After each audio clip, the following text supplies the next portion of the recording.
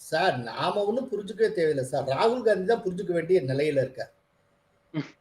ராகுல் காந்தி தான் எதுவுமே களமே தெரியாமல், அவரா ஏதோ ஈரோப்ல இருக்கக்கூடிய 2, 3 பொலிட்டிக்கல் சயின்டிஸ்ட் தங்களை அறிஞர்கள் என்று கூறிக்கொள்ளுகிறவர்கள், யாரோ அந்த ஃபாரின் கைட்ஸ் அவங்க ஏதோ கைட் பண்ணி அதன் மூலமா அவர் ஒரு அரசியலை இந்தியாவில் பண்ணி கொண்டிருக்கிறார். தொகுதி பங்கீடு பற்றி தீவிரமா பேச்சுவார்த்தை நடத்திட்டு இருந்தப்போ 10 நாளா அவர் கொலம்பியால உட்கார்ந்துட்டு இருந்தார்.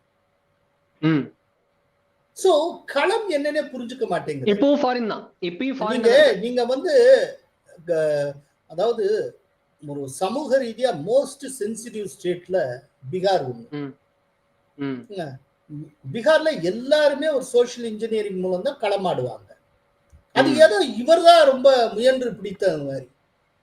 கடந்த காலத்துல இடஒதுக்கீட்டுக்கு காங்கிரஸ் எந்த அளவுக்கு ஆதரவா இருந்து எல்லாருக்கும் தெரியும்.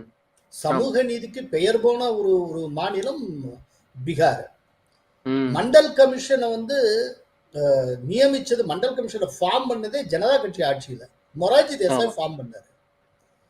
ஆனா அந்த மண்டல் வந்து தன்னுடைய ரிப்போர்ட்டை கொடுக்கறதுக்குள்ள அந்த ஆட்சி முடிஞ்சு போச்சு. இந்திரா காந்தி கிட்ட கொடுத்தாரு. இந்திரா காந்தி பரன்லயே போட்டு வச்சிருந்தாங்க.